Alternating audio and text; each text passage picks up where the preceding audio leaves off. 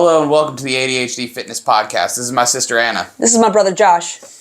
And today's topic is 9 things you need to know if you have a loved one with ADHD. Yes, absolutely.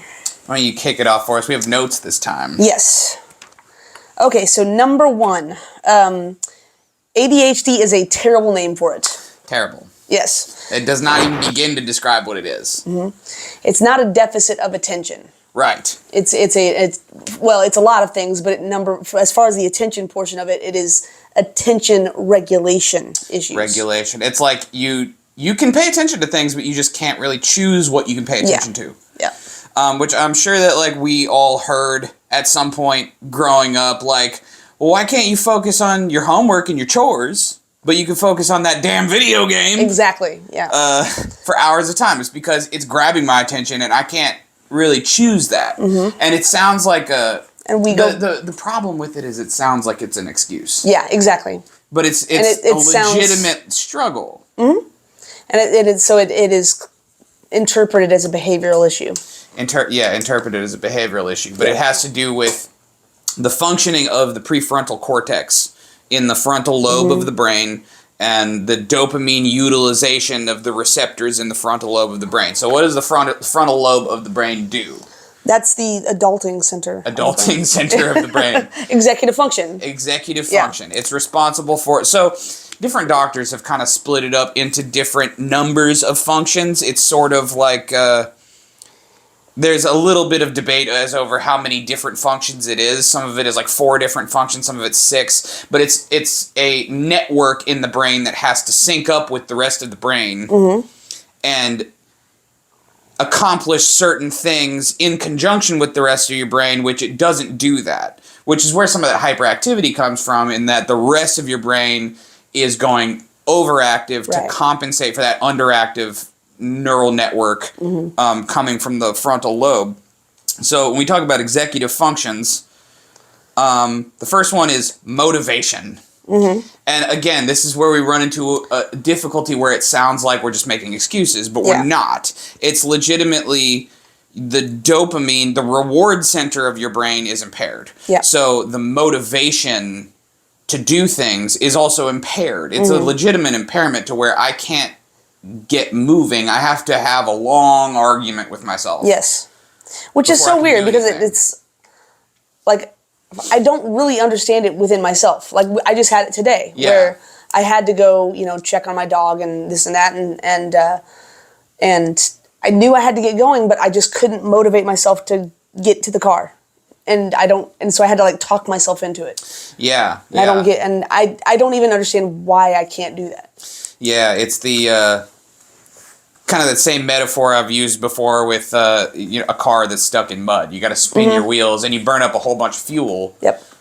Trying to get unstuck, and that that mental work costs you real energy. It's it might look like I'm not actually doing anything, but I'm having this difficult discussion with myself where I can't get myself to respond. It's almost like there's 2 people. There's a crazy person in here who's telling me that you have to just stay seated or don't do anything. Yeah. Don't get up. But then there's the rest of me is desperate to accomplish what I need to accomplish. And I just wish I could get started so bad. Mm-hmm. And so one thing about that, this is observable in laboratory mice. There's been studies done. Yeah. There's been studies done where they actually are able to observe ADHD symptoms in laboratory mice. One of the things that they do in these experiments is they have something that looks like a bar stool. It's like this platform that's high up. And the mice that have regular levels of dopamine will kind of sniff around the edge and sort of see if they can figure out what to do. How do I get out of this situation? And they have that inhibition. They're they're kind of looking over the edge. The mice that have a deficiency in dopamine just jump right off the edge. Oh, wow. Yeah. Huh. They just jump, they don't think about it. They just jump off the fucking edge with no regard to their own personal safety. That's funny. Yeah. It reminds me of our youngest nephew, the story of him going to the Grand Canyon. I didn't hear that one. Oh, they there's no railing. There's like nothing there. And it's just drop to your death. And he was just bouncing around like anything, like just no regard for his own safety. No inhibition. Trying to give his parents a heart attack. So that's the inhibition part of it. But we were talking about motivation, which loose association with all different types of things. Yeah. Sorry. ADHD moment. Motivation has been observed in laboratory mice as well, where if they're dopamine deficient, they literally won't seek out food. They'll sit, even if food is available, they'll just sit and not do anything until they die of starvation. That's crazy. People have, we have higher functioning brains, so we're able to reason around it, and we're able to have that conversation, but a mouse doesn't have the brain function to have a whole conversation with itself. It just doesn't feel any motivation, so therefore it just doesn't. Yeah. Right? So the point that I'm trying to make is that it's neurological, it's observable in other species, and it sincerely is a impairment in motivation. It's not like, I just don't feel motivated today. It's like the motivation system in my brain is actually dysfunctional. Yes, exactly. And that goes and there's 4 main areas of executive function, right? And so that goes there's some sources say 4 and others say 5 and others say 6, but it's all kind of the same stuff. So what was the next one? So that was motivation. The one is a big one is working memory. Working memory. And that we had that just today with our dad. He handed me his credit card, and I put it in a pocket, and we did a few other things, getting ready to leave, and then he said, "Okay, so you have my credit card, right?" And I started feeling, I'm like, wait, where did I put it? And like I couldn't, like, no I looked. Idea. I thought, and like I went and looked in the laundry room and looked in, and he's freaking out like, "You lost my credit card!" Like, Dad, this happens like 27 times a day. It's not lost. It's just there's a difference between an object that is lost and an object that I can't quite name the location of. Yes, but that's a difference. That's an example of impaired working memory. Working memory. If I'm trying to work on too much at the same time, then I'm gonna completely lose track of that one thing. It's just this inability to keep things straight. It's just like trying to keep everything together in your mind. I mean, everybody has had a problem where you walk into another room and you forget why you walked in there. Yeah. That is a regular part of my day. Yeah, exactly. I'm always forgetting why I walk into the other room. So if I have to walk to the other end of the house to get something, I'll make up a little song. You told me that. That's awesome. It's like, I need the scissors to open this. So I'm going to get the scissors. I'm going to the other room. Gonna get the scissors, and I sing the entire way, and I remember. So that's a life hack for you. Write a little song or whatever. Actually. Just keep repeating it to yourself over and over again. I need to use that. Yeah, I feel like that's actually a pretty good one. It's as silly as it is. It works. It legitimately works. But that's working memory. So if you can't remember where you just set something down, or you can't remember what the last half of that phone number was, like, that's all working memory. Time blindness. Time blindness. Yeah. So that's another example of executive function. And I think time blindness is not the best description for it. I've loved the description of no depth perception in the 4th dimension. No depth perception in the 4th dimension. Yeah. Yeah. I don't know. I kind of like the term time blindness for me personally. I honestly feel surprised every time I look at the clock. But that's what I mean, like depth perception. I can't tell how fast it's coming at me. I have no idea how much time has passed. Yeah. Yeah. And it's like the perception of time, it'll speed up and slow down. If you're trying to accomplish something that's not engaging, your perception of time will significantly slow down to where it's just dragging. And it's like, it had to have been 2 hours and it's been 15 minutes. Yeah, exactly. But the concept of it's either now or not now, and that is detrimental for me in terms of deadlines, like at work and stuff. Because if you set a deadline 3 months, 4 months in advance, I'm like, I've got all kinds of time, and then before you know it, it's like the night before, and I'm like, oh crap. Yeah. So. Yeah. But it's like legitimately, like, I can't gauge how fast that date is coming at me. And it's so easy to lose track of, and it's even for smaller things, just like showing up to work on time. Yeah, that's a huge thing, and like most employers will harshly judge you based on whether or not you show up on time, because to a neurotypical, showing up on time is relatively simple and easy. They know how much time is passing at any given time really without looking at the clock. I think most people kind of have like that internal clock. Yeah, they have kind of a general feeling of it's been like 10 minutes and they're usually about right. Right. And whereas for me it's like if I'm not watching the clock actively, I have to set multiple alarms in the morning. I have an alarm for it's time to start waking up, which part of that motivation aspect of it, the dopamine dysfunction in the motivation part, it's more difficult for ADHD people to get up out of bed. Yeah. Because of that.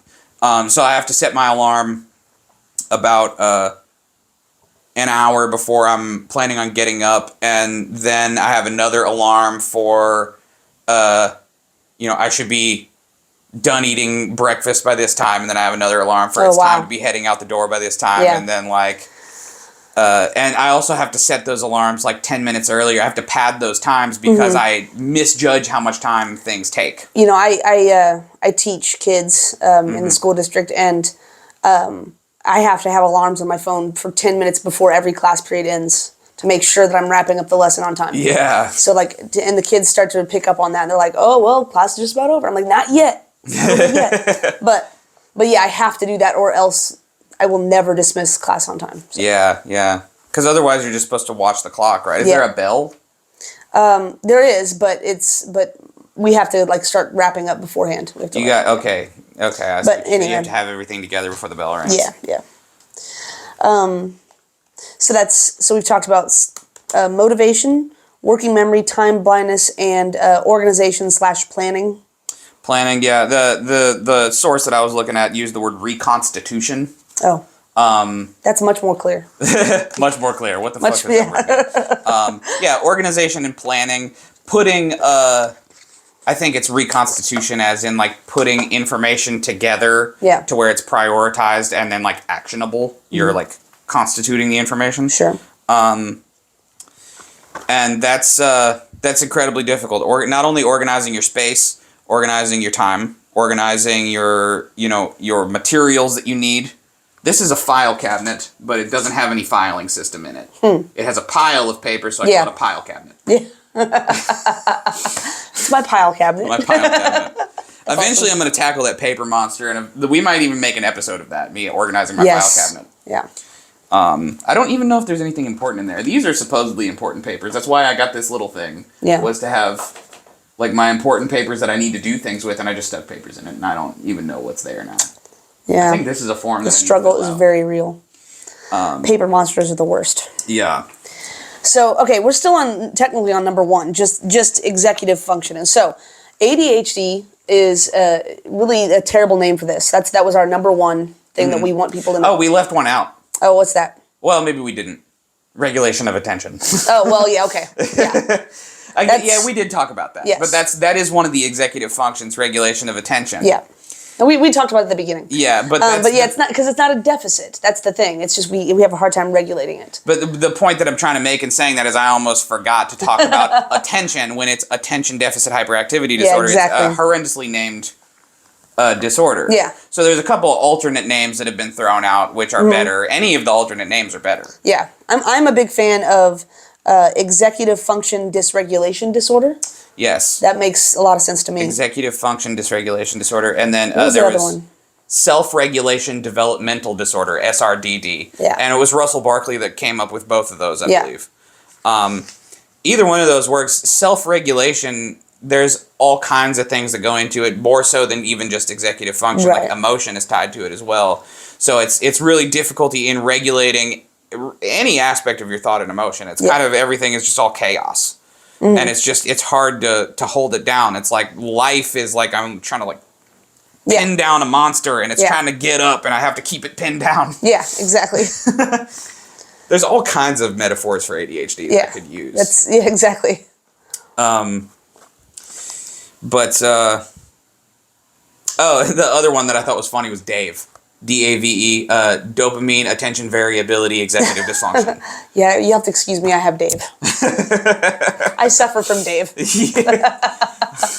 But I mean, it's like, if I say well, I have a neurological developmental disorder and my prefrontal cortex is underdeveloped and I have a chemical imbalance in my dopamine. If you tell somebody something like that, you watch them get worried Yeah. Oh my God, are you okay? You must be struggling. What disorder is it? Yeah.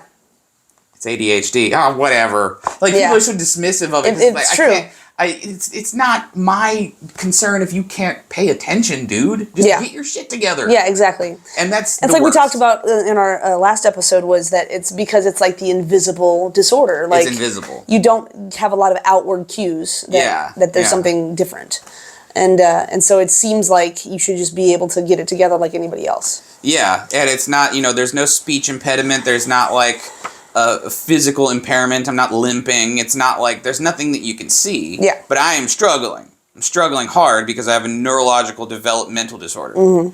And, to kind of gauge that, one of the things that we were talking about before was the notion that our prefrontal cortex is about 30% behind our age. So it's like you were talking about you moved. Oh, yes. You moved out of the house. Yeah. When you were 17. You moved out of the parents' house when you were 17. And you were 30% behind, so therefore your executive functioning was that of a 12-year-old. Yes. So when I first moved out for my freshman year of college, no wonder you had a hard time paying your bills. Yep. It's incredibly understandable when you put it in those terms. I mean, I moved out when I was 20, so I had the executive functioning of a 14-year-old. And I mean, my water got shut off, and my power got shut off, and then I got evicted. Yep, very familiar story, actually. And then your brain is done developing around 30 years old, and you're still 30% behind. So our executive functioning levels off at about around a 21 or 22-year-old. Yeah, which is still adult. It's adult. It's just barely. But it's the adult that is still like struggling.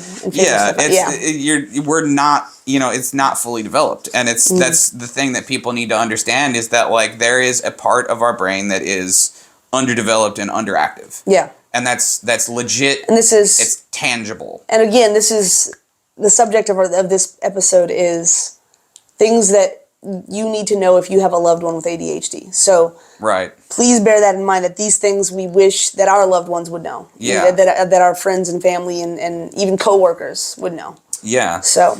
And I mean, I think,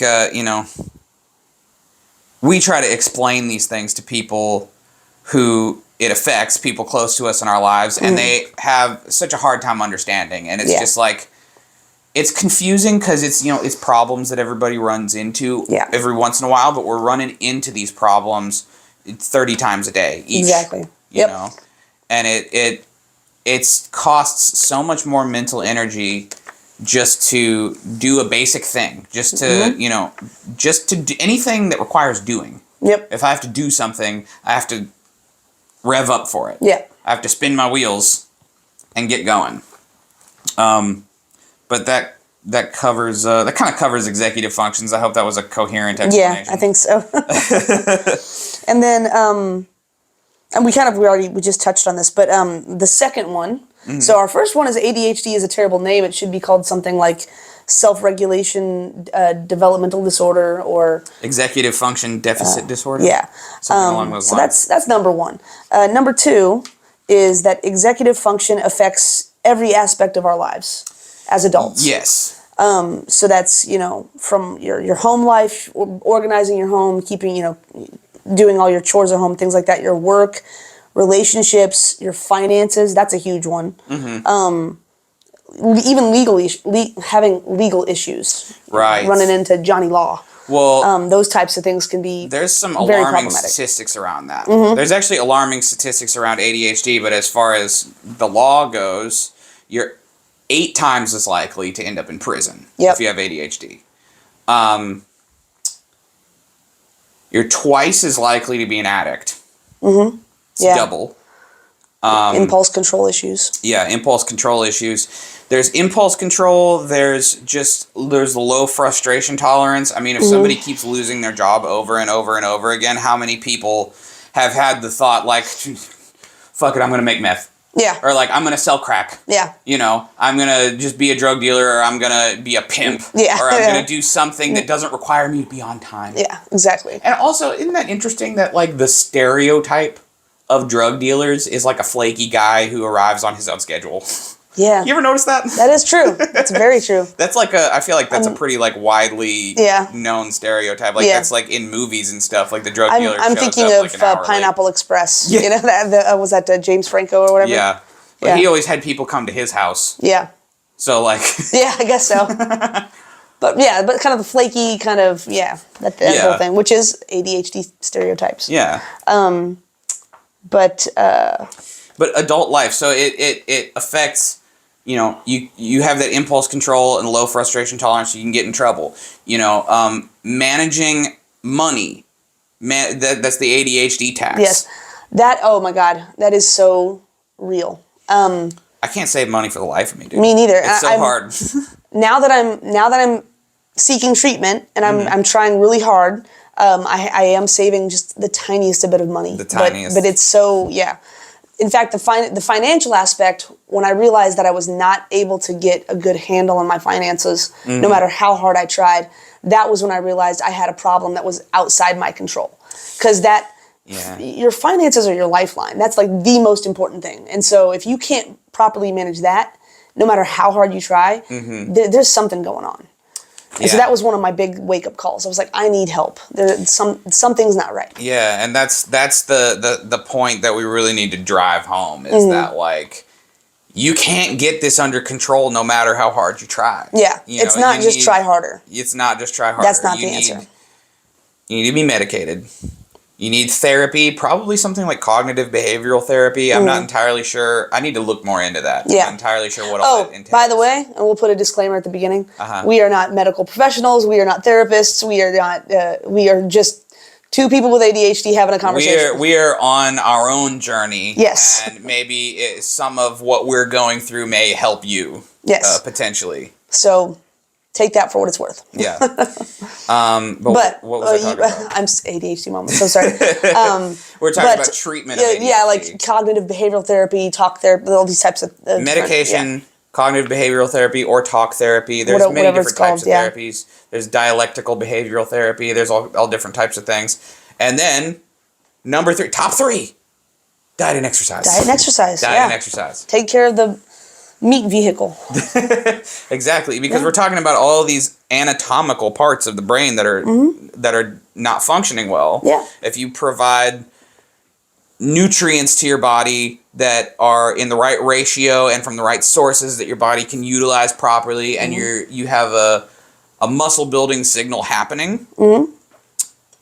Building muscle actually affects how the brain works, and studies have shown that it reduces the symptoms of Alzheimer's in elderly people. Yeah, that's right. Because because you're more metabolically insulin sensitivity. Yeah. It increases insulin sensitivity, and so the glucose utilization in the brain is more effective. It's more efficient. So it reduces like the symptoms of dementia. So it's very building muscle is very powerful. Yes. For managing mental health issues. Absolutely. I think it's probably the most underrated modality of treatment. It's right up there. Yeah. Okay, so number 1, we had ADHD is a terrible name. Number 2, executive function affects every aspect of our lives. Every aspect. And I'll also want to add to that like, I don't know if this was a separate one that you had, but I think that it's, we do people a disservice by only talking about childhood age. Yes, well, yeah. Is that the next one? Yes, actually, we can talk about it. So let's jump right into that one. So, one thing that if you have an adult loved one with ADHD, or even a younger loved one who's going to be an adult someday with ADHD, I think what most people miss is that ADHD, first of all, is not something you grow out of. That is not.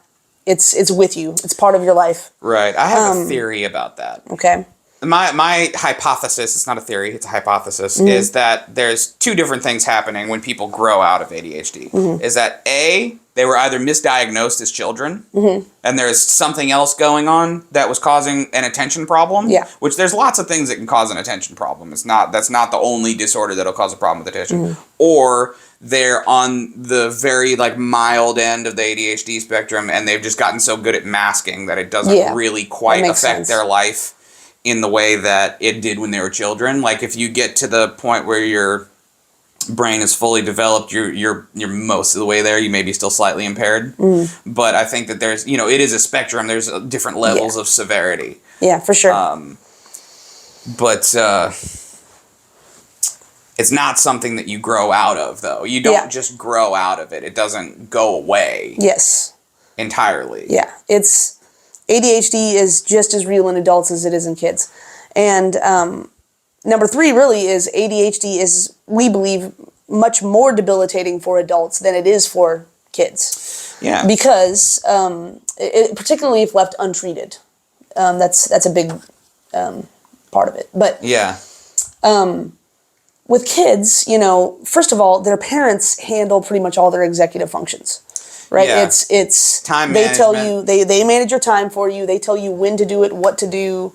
They make most of your big decisions for you. So there's, when you're a kid, you have somebody there who's taking care of you.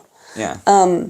So there's kind of that safety there. And then as far as like the school system goes, if the child is diagnosed and they have all the proper, ARD meetings and stuff in school, then the school is legally bound by a 504 plan to give that kid accommodations for their needs. So the kid at home, and the kid at school is being taken care of when they have ADHD.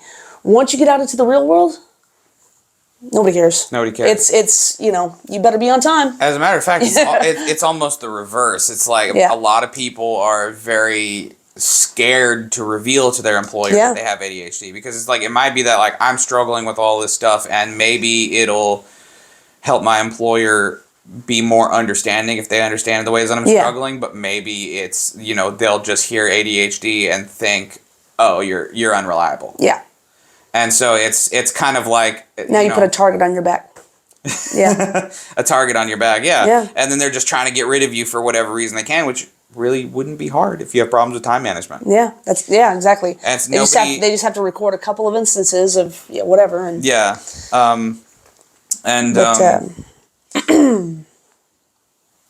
so like getting out into the real world as an adult, you have to do everything for yourself. There's you're the adult now. Yeah, nobody's taking care of you. Nobody's paying the bills for you. Exactly. And your executive functioning is a huge part of that. So when I say the word debilitating, that's really what I mean.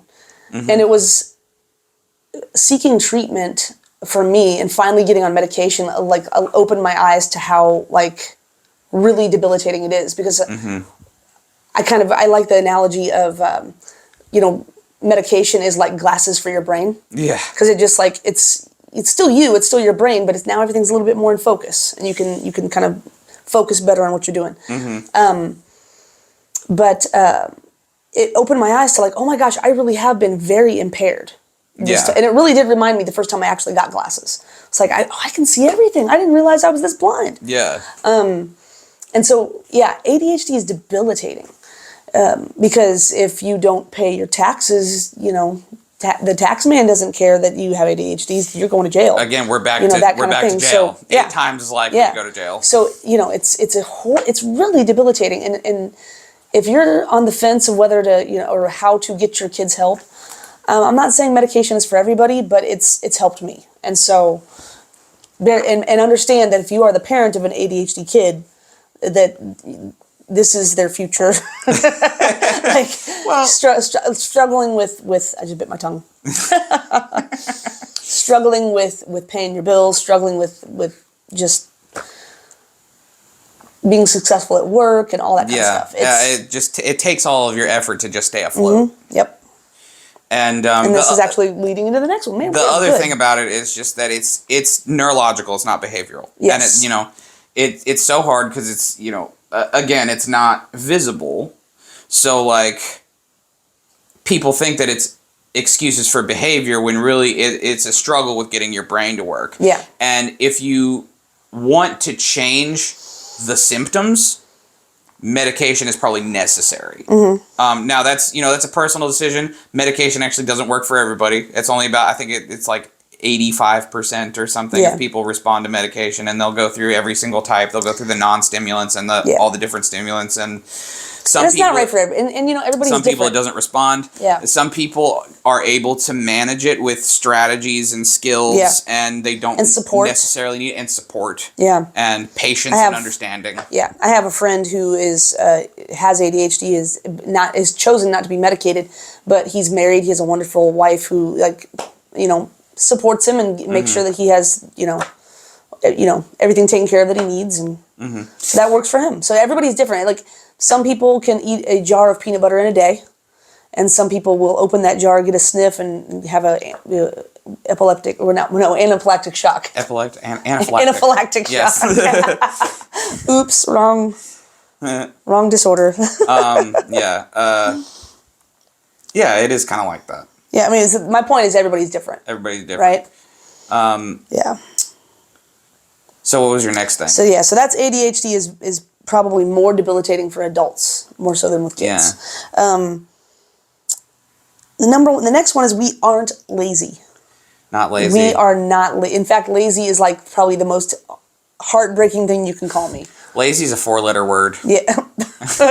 Yes, it is. Okay, this word tends to be overused nowadays, but it's a trigger word. Yes. It is. Yeah.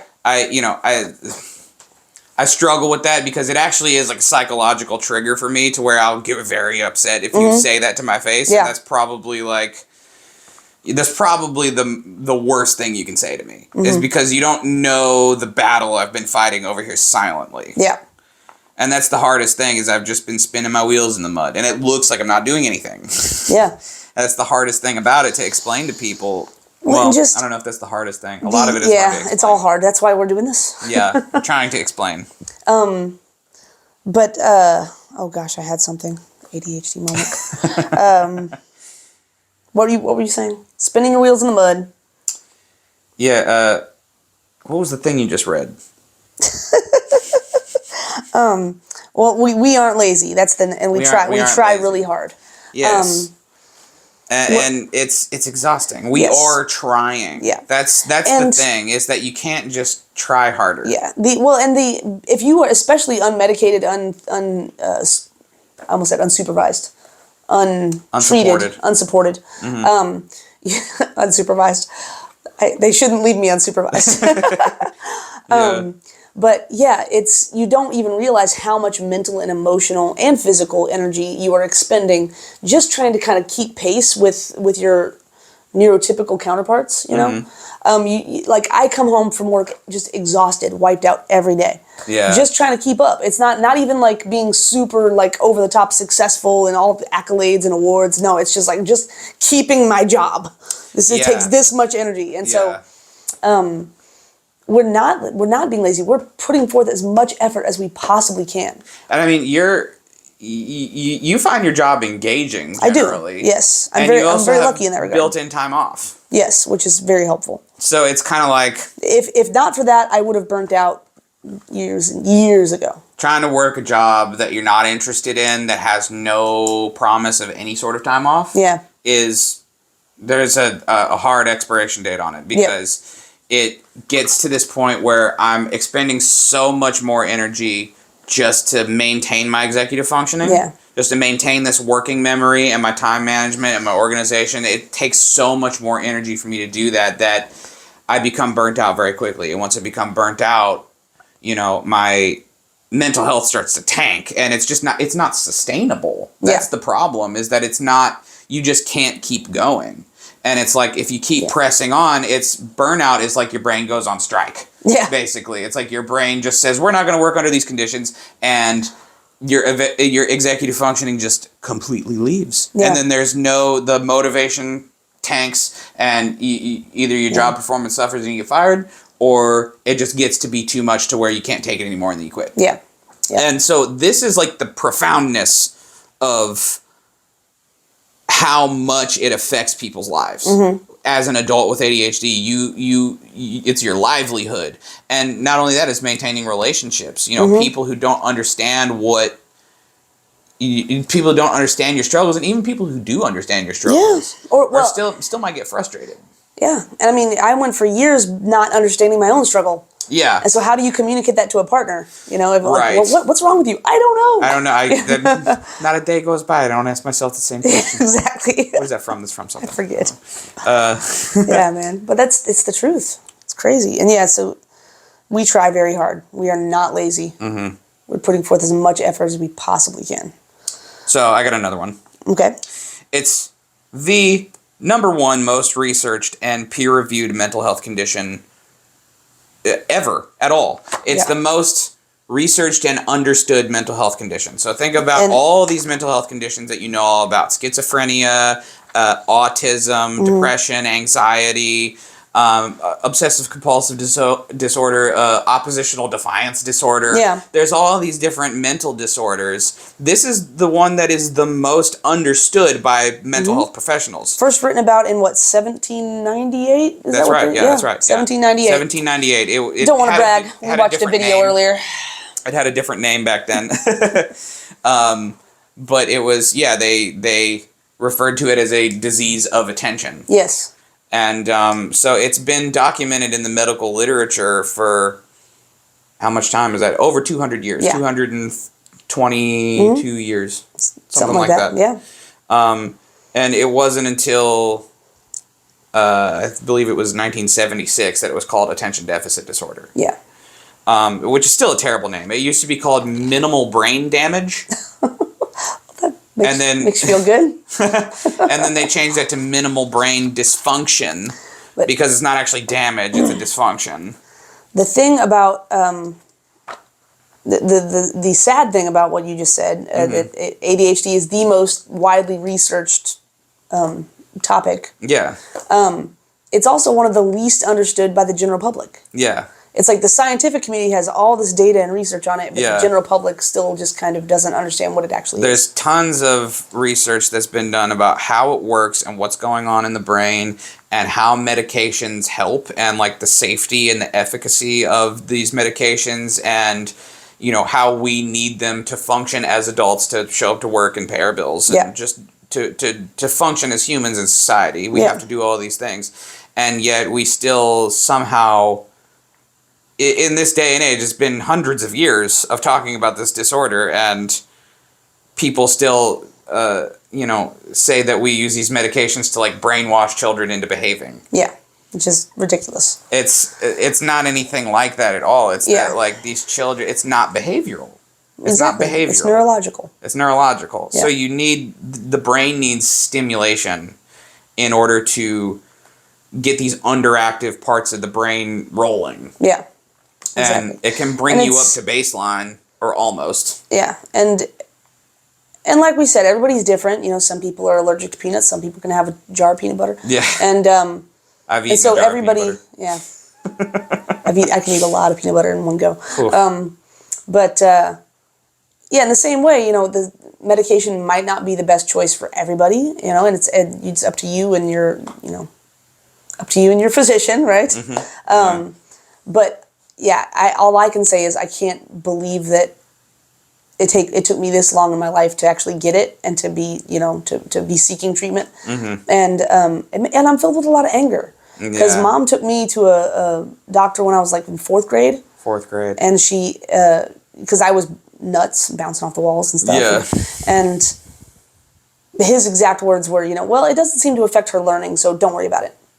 Don't worry about it. And that was the last of it. And of course, Mom, she's, a young mom. She just trusted the physician because that's what she did. How old was she then? She was probably not even 30. Probably 30, maybe. She's like 28. If it was like fourth grade, yeah. Something like that. She was young. She was a young mom and she was trusting the physician. But that guy, man, if that guy had helped me get the treatment that I needed, I'd probably be a CEO of something by now. Yeah. Something. Yeah, absolutely. So you kind of added an extra one, I think. So my number 5, which I guess is now number 6, is criticism / tough love will probably not have the effect that you intended. Right. Okay. So, should I tell that story? I don't have to name names. Well, yeah, we could just talk about it in generalities. Okay. So I have somebody who I'm close to. This is such a stupid situation, but my dog. So I'm going somewhere with this. My dog has this habit of chewing on the furniture, and so this one evening I came home and he had chewed another hole in my mattress, and just in exasperation I texted just how upset I was and how frustrated I was, and just venting. And that's kind of the relationship that I have with this person, is we vent back and forth. Yeah. And so that's all I thought it was. And I think the next day I got a text, hey, I found you a brand new mattress. All you got to do is help me pick it up. Okay? When can you help me? When can we meet and go pick it up? And I'm like, oh my, it's like I have to work late. It was like a big week. Like I had to work like Wednesday night, Thursday night, Friday night, and then I had to be at work Saturday morning for like a 12-hour event. Mm-hmm. So I was like, man, this is really not a great week. I might be able to do it Saturday night after, but I don't know. And so that was all was said for a couple days. And then I guess it was maybe 2 days before, I don't know, I texted, I just realized, you know what, there's no way that this isn't the cards for me right now. I'm so busy, and this person is being very loving and kind and wanting to help me out, but unbeknownst to them, they're really giving me extra issues to wrestle with, because I have to, after working a 12-hour day on my feet, now I have to go move furniture. Yeah. I don't know if it's going to be, because I have to have a firm mattress. I know it's like picky, but sensory sensitivity. Yeah. That's part of ADHD. I have to have a firm mattress. Well, it hurts my back otherwise if I have too soft a mattress. I don't know what kind of mattress this is. And then also, I figure if I replace the mattress that I have currently, the dog's just going to chew it up again. So, like, I have all these problems rolling around in my brain. And being a people pleaser, I almost just went through with it and went Saturday night and moved it. But I was like, no, sometimes self-love means not taking on too much, And so I, as lovingly as I could, I sent out, hey, I love how you're always looking out for me, and I really, really appreciate it. You really do care about me. I don't think I'm going to be able to accept this. I hope, hope that's okay, whatever. And didn't hear anything for a couple days. The Saturday morning rolls around. It's raining. I'm running a full 20 minutes late to work. Mm-hmm. Okay? I'm in tears because now, once again, I have let myself down. I've let my boss down. I'm just like, I'm just having the worst self-talk imaginable driving to this event. Yeah. I show up 20 minutes late. And then I have to excuse myself to go compose myself in the bathroom. And, of course, try explaining to coworkers why you're crying when it's like, I have ADHD, which means that my life is always awful and I can't get anything right. That's not, that's not an easy conversation to have. Yeah. That's kind of a complex explanation. Yeah.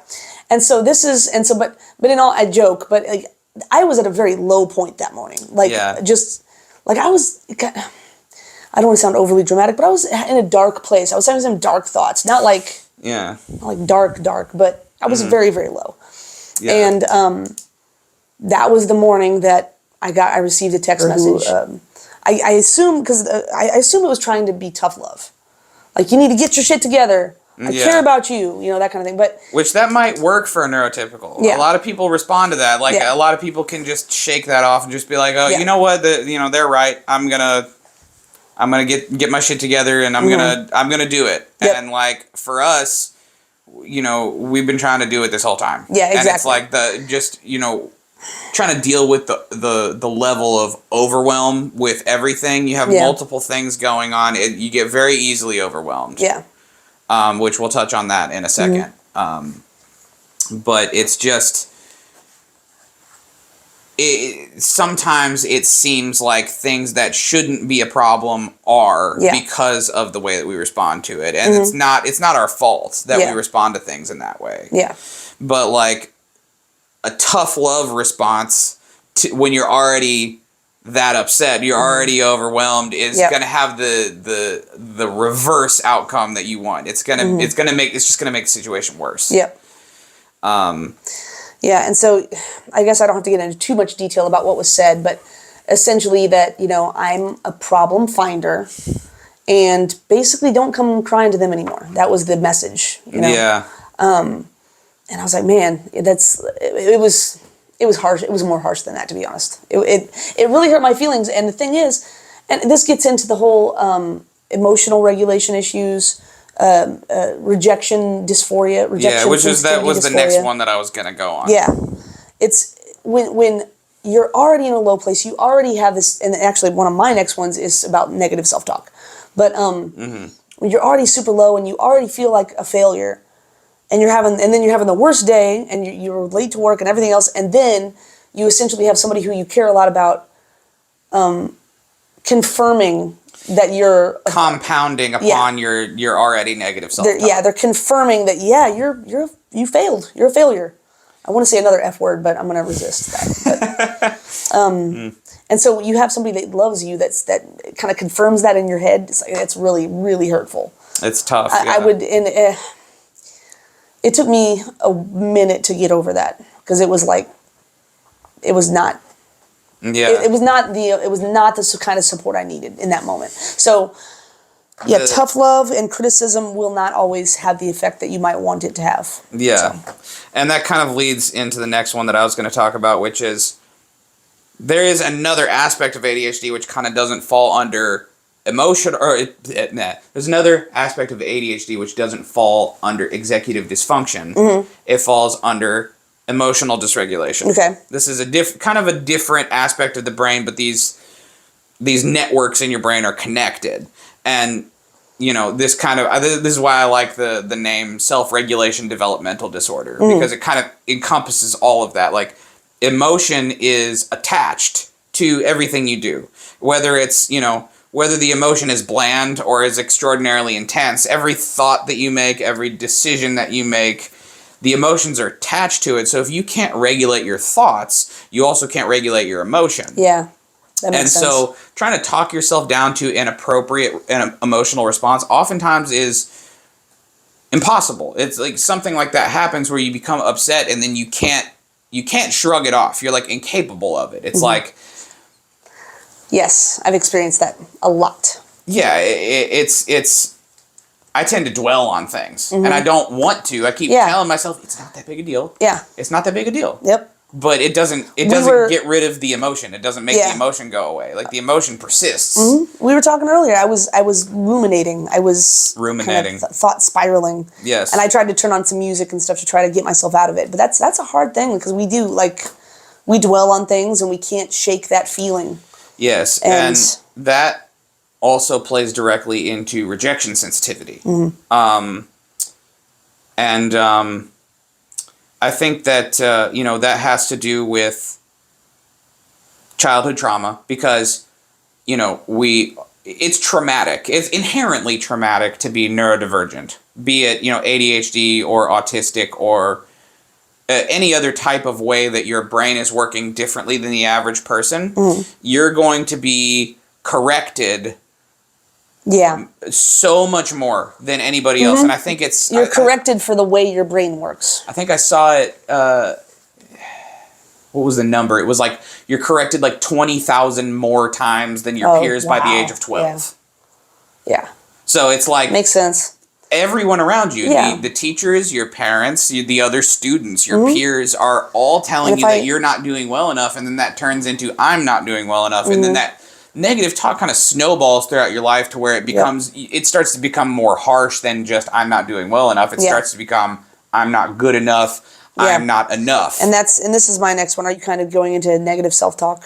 Yeah. Okay. So my number 6 was our internal monologue. Our self-talk is incredibly negative. Mm-hmm. And then 6.5, it's kind of this goes along with it, is we have very low self-esteem. Yeah, low self-esteem. So, it's so I think those kind of go hand in hand. But well, one thing I want to touch on.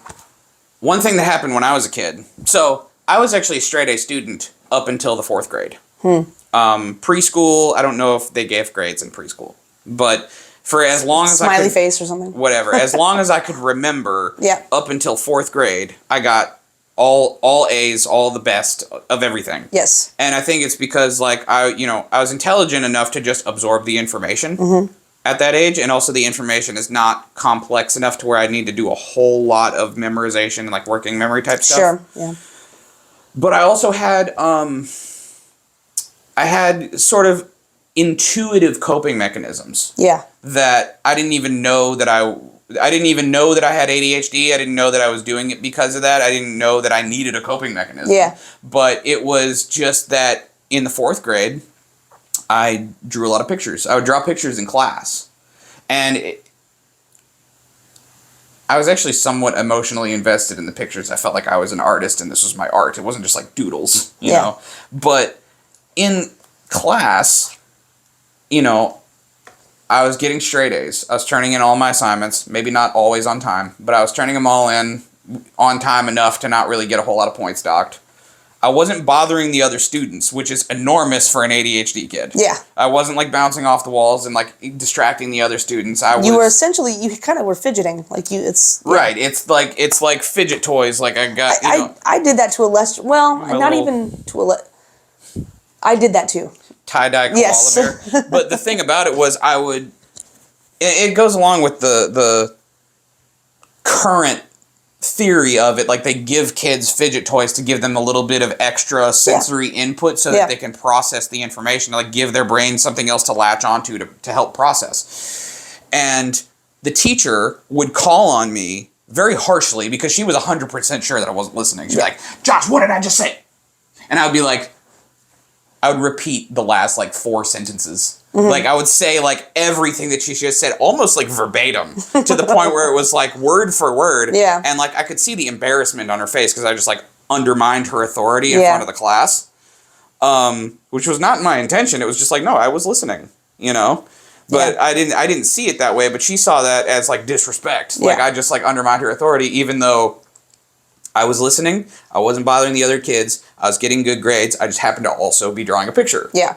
And she called a parent-teacher conference. She took all of my drawings away. I think she threw them all in the trash, which was very hurtful. Oh, yeah.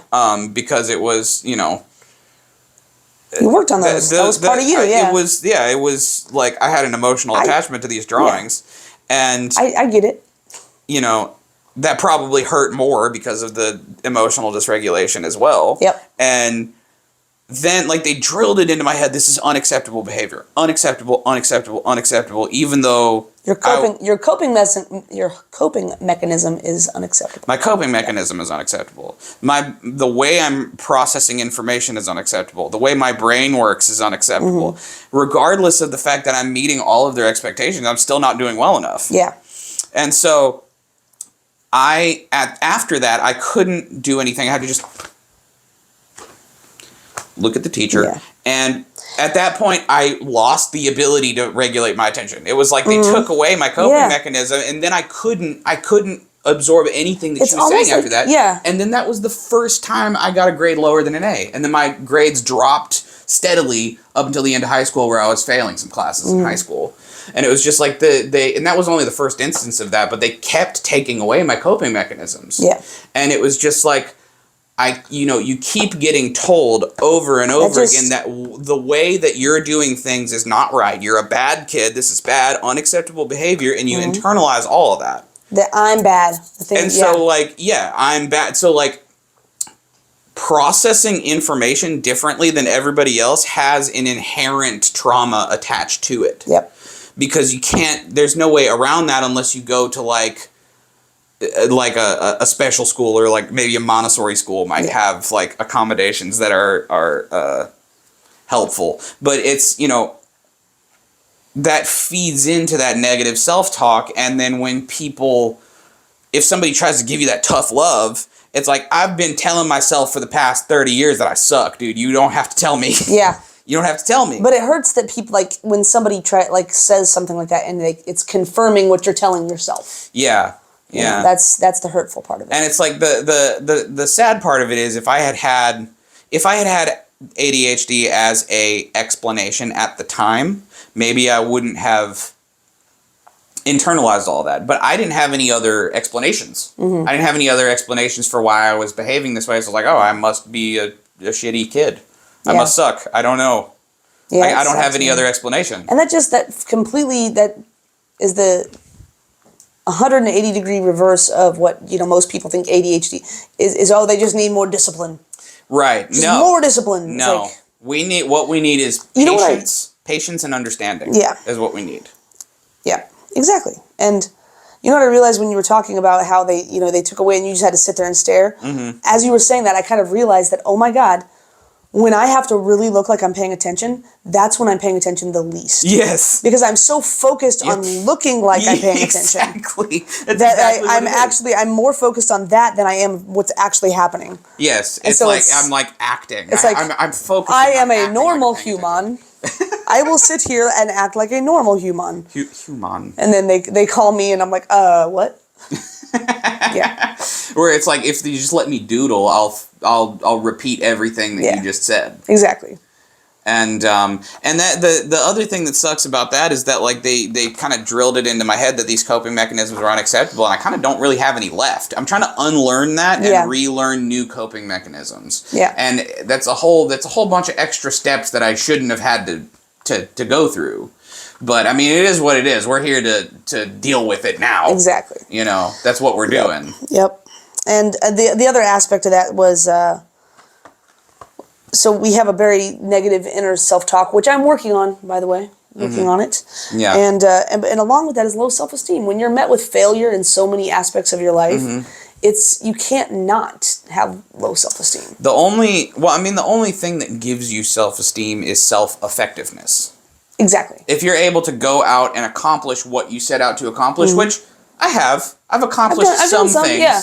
I've gotten some things done, but it's not been enough. It's just, it feels like I'm trying as hard as I can, and I'm just met with constant failure. Yeah, yeah, and we were talking earlier that, like, I feel like there's a glass ceiling for my level of success. Like, I can reach this level of successfulness, and I can't move past that. And for me, that's like, I can pay my bills, I'm not starving, I'm doing okay. Yeah. But it's not... Whereas, like, I watch my peers go from, like, shitty one-bedroom apartment to baller apartment to, starter home to McMansion. And here I am just still kind of living the apartment life, just like, okay. Yeah. And it's like I hit this ceiling because of these invisible barriers, I guess you could say. Which I haven't been medicated this whole time. I haven't been medicated since high school, and I'm 31 now. Yeah. And, like... it's because I didn't know any of this, what we're talking about now. I had no idea about any of this stuff. Mm-hmm. And, like, what they would talk about is how well do you pay attention in school? And that's what the doctor asked me at the doctor's office when they medicated me the first time. That's what the doctor was asking Mom, How well do you pay attention in school? And, I mean, it's actually, it's been proven now that it's a myth that you can't do well in school with ADHD. Yeah. Because, like, kids who are smart, if you're able to absorb the information, then you can regurgitate it, but it's like studying kind of becomes ineffective. It's like, if I can grasp the information as it's being taught, then I got it. Mm-hmm. But, like, taking it home and trying to read through this book is like, it's like pulling teeth. I was awful at studying. Yeah. I was terrible at it. Yeah, and I don't know, like, I'm not sure, like, what I could do different with studying. I mean, well... If I knew then what I know now, I might be able to come up with strategies, but... Yeah. So let's move on. Did you have another one? Yeah, so the next one is... Well, I don't know. That's an okay one, I guess. These are some kind of quick notes. Yeah. I'm going to skip that one. Okay. The next one is, when we disappoint you, we feel that disappointment tenfold. Yeah. So anytime we have to be late for something, or we thought we were going to be able to help you, and then it just turns out we can't, or whatever it is, like, whatever the case might be, if we disappoint a family member or a friend, like that, at least for me, it, like, shatters me. I'm like, oh, it just makes me feel like such a loser. Yeah. And so, just, again, because I guess I bring that up because the stereotype of the ADHD person is, like, flaky, forgetful, unreliable, unmotivated, doesn't care. Yeah. If you just cared a little more, maybe if you tried a little harder. That's sort of the stereotype, and it's like I care so much. I really do. Yeah. I'm just. And again, we have to like kind of reiterate. I know we've said this multiple times, but it's not a behavioral problem. Yeah. It's a neurological disorder. It's parts of your brain are not firing in the way that they're supposed to, and it makes it to where we're just playing life on hard mode. Yeah, it's like all of you guys got to set your difficulty at like easy or medium, and we're like on expert. Yeah, it really is. It's funny that's an apt analogy, honestly. Yeah, but I don't know. Yeah, I mean, it's. I'm starting to have more. I think my medication's wearing off actually because I'm having a lot more like, huh? We're getting close to being out of time, but yeah, I mean anytime that you're disappointed with an ADHD person, they've already gone through this whole anything that you can say to them, they've already gone through it in their head. Yep. It's like, God damn it, I couldn't do it. I couldn't do it again. Yeah. I failed again. I tried really hard. I wanted to be there for them, and I wasn't there. Whatever. There is a episode of The Simpsons that I was watching. It was in like season 2. It was an old episode of The Simpsons. Okay. And Bart is gonna have to repeat the 4th grade because he. I remember this. Do you remember this episode? I just watched this on Disney Plus the other day. They got all of them on there. But he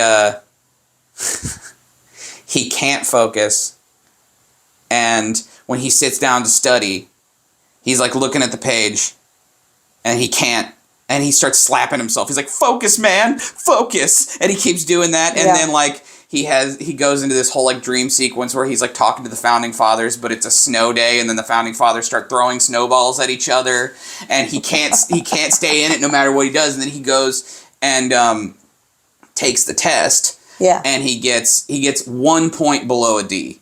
It's like 1 point. I think in their grading system it was a 59. A 60 would have been a D. Okay. And a 59 is an F. And like she's like, "Well, Bart, that's a 59. You got an F." And he starts crying. He's like, "I really tried this time." And then he makes some kind like a heartbreaking scene, to be honest. It was like, it's not really funny. Yeah.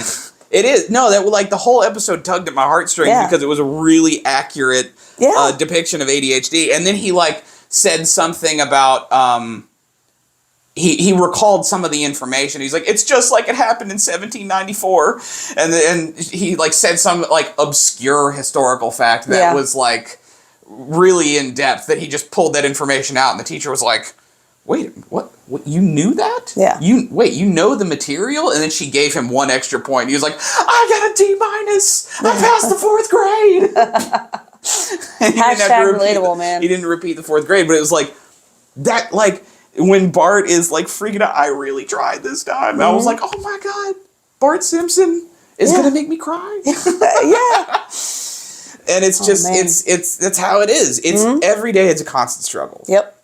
Yeah. It's a constant struggle, and that's like what I want people to understand is that it's not just about. It's not that I just can't. It's not just that I can't focus. It's not what it is. It's like everything that requires doing is difficult. Everything that requires doing requires extra effort from me. It's so funny to me that like it took me this long to kind of put the pieces together because I just thought I was just bad at a bunch of different things. I was just like, well, I'm not bad good at everything. I'm not good. I don't know how to organize. I don't even know what organizing means. Like. Right. So I'm not good at I can't ever seem to get to work on time, and it's like all these different things. But it's like, and that's why it chips away at your self-esteem. Yeah. Because you go through life kind of feeling like I can't do this and I can't do that. And I remember like back when you first got diagnosed, I said something to you about executive function. You're like, "Now, what is that again?" I don't remember. Mm-hmm. It's like we're not even taught what executive function is. Like nobody even really understands that term. Mm-hmm. And it's like, well, it's all of these different things. It's what it means to be a responsible professional adult. Yes. All the systems in your brain for that. Yeah. So. It's difficult. Yeah. And then, and I guess we already hit this last one. Oh well, that's okay. It's ADHD. You don't grow out of ADHD. Yeah. I mean, it might get better. You might learn, coping mechanisms and strategies and things, but it's always there with you. I don't know if this is true or if I'm just perceiving it this way, but I honestly feel like it's getting worse.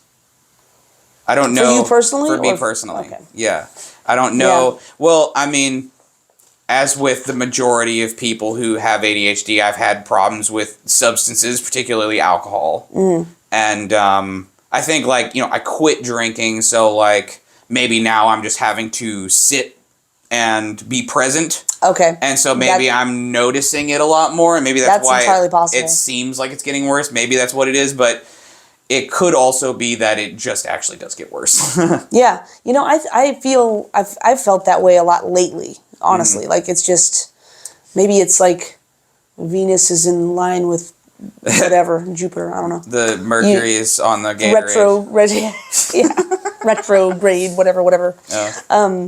I don't know, but yeah, I've noticed that too. Like, I feel like I just can't get it all together. And yeah, I mean, I think that probably is just like having more awareness over it. Yeah, like, I think you're right. Okay, that's an ADHD thing. Yeah, okay, that's an ADHD thing. The more you pay attention to it, the more you kind of realize what's going on. Yeah. Yeah. Which is, I think, a step in the right direction. Yeah, that's progress, and I think that, like, any progress is progress. Absolutely. I mean, it's like in the gym, if you're lifting weights, the 2.5 pound plate is the heaviest plate in the gym. Yep, it sure is. The smallest little bit of progress is progress, and you've gotten stronger. If you're able to identify things that you're struggling with that are executive function problems, yep, just being able to pick those things out is progress. And maybe it may not be like a measurable amount of progress that you can see outwardly yet, but that's progress. And being able to go, okay, I'm impaired in XYZ way, and I messed this up and I messed that up, but it's okay. It's okay. Yeah. I don't have to beat myself up. And it's, that right there is important. And then you have to, once you're there, figure out where the balance is between it's okay that I failed, but I also still need to take care of my responsibilities. Exactly. And it's kind of like you still need to hold yourself accountable.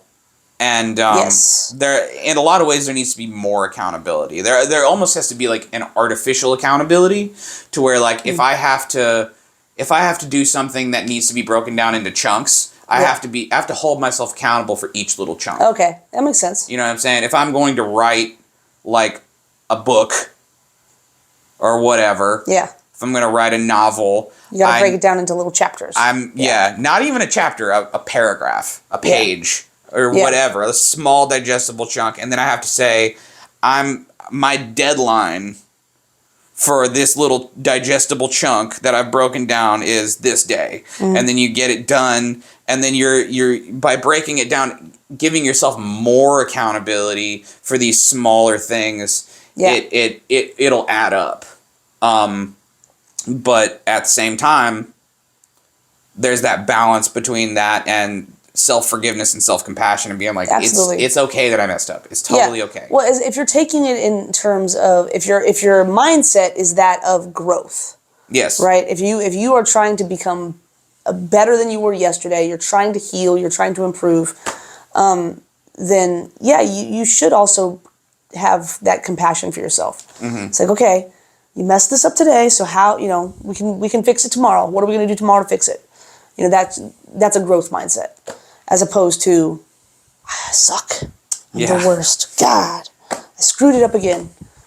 Yeah, and I'm learning how to have better self-talk.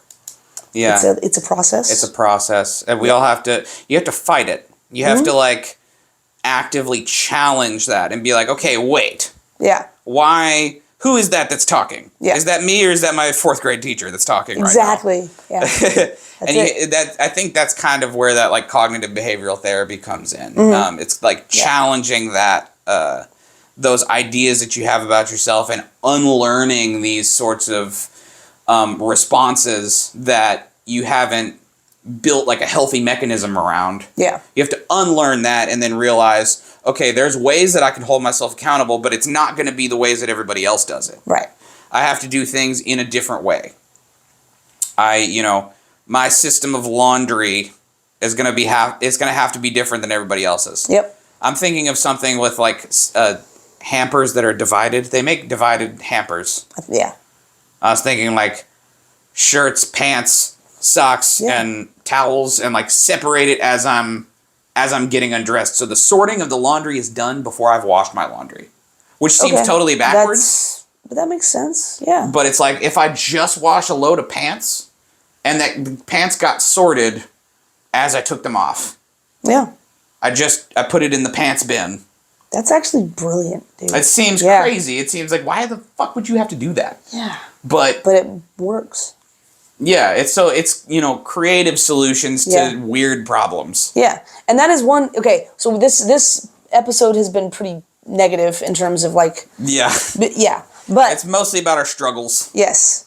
But ending on a high note, the one really awesome thing about ADHD is we do kind of by nature think outside the box. Yeah, creative solutions. We don't even know there is a box, you know? The box was not made for us. Yeah, exactly. And so that it has the potential to work in our favor. Yes, if you learn to work with it. But it's, we haven't been taught to work with it. Yeah. And like even with accommodations in schools, I don't know if they're necessarily really teaching kids to work with it. I feel like they may just be helping them with their impairments. Yeah. Like helping to like make up for the deficit of what is going on, and they're maybe not teaching them the skills that they need to know. Yeah. And that's right now that seems to be a thing that we have to like learn for ourselves. But one of the things that I'm really hoping to do with this channel is that we're going to spread some of these things around to people to where they may be able to latch on to something like, okay, like sort my laundry before I wash it. Yeah. That might work. It's a good idea. Yeah. That might work. I might get rid of my dresser. I don't know. Well, my dresser broke and I just didn't replace. I replaced it with Rubbermaid totes. Yeah. Yeah, but yeah, you have to work. You just have to stop saying. It sounds like so like counterculture, man. Like just punk rock, man. But like, no, you don't have to do you don't have to do what society tells you to do. You don't have to just. You don't really actually don't. You don't have to do it just because that's how everybody else does it. Yes. You just got to do it what works for you. Yeah. And what makes sense in your life. And I think that there's so many things that people don't even think about that they've been taught that that's the only way to do it, and they haven't even entertained the notion that there might be multiple different ways to do it. Like using a dresser, like doing laundry. Yeah. Like laundry, everybody does laundry the same way, and we're just taught how to do it. Mm-hmm. But it's like, I have a gigantic pile of clean clothes in there that are never going to get put away. Yeah. It's never going to happen. So it took me so long to finally tackle the laundry master. I have yet to perfect my idea of a laundry system, but I think I'm onto something with the divided hamper. I think like that might be... I'm digging it. That might be a route worth exploring. Yeah. Did we have anything else? I think I'm done. That's it? 9 plus 1, I think. So the 10 things that we want you to know if you have a loved one who has ADHD. Yes.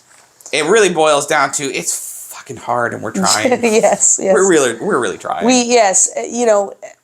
I think so many people kind of view it as a moral failing. A moral failing. Like it's and almost even subconsciously. It's like people have like the logical side of their brain, but then they also have the kind of more emotional feeling side. And it's like people just logically, they might understand that ADHD. They might understand that ADHD is an impairment and that it's a real thing, but there's still that gut level that like just makes them feel like, yeah, but just get your shit together though. Yeah, and it's like and that's really not fair because we're trying. Yeah, we're trying so hard. Yes. So this whole episode has been all about our struggles. If you're still with us, thank you for sticking with us for this whole podcast. Thank you. Yes. This stuff is all very important to know. I promise that next time we're going to be offering more solutions. Yes. This is not a channel of just complaining and venting. Make sure that you're checking out our vlog posts on YouTube and Rumble and other sources for fun, workout videos and day in the life and nutrition all that kind of stuff and all of these kinds of things. We'll have more structured videos that will be informative and mostly like scripted out to where we're like including all this information in a well thought out kind of way. But next time, what are we gonna do next time? I don't know. Well, we're gonna talk about it.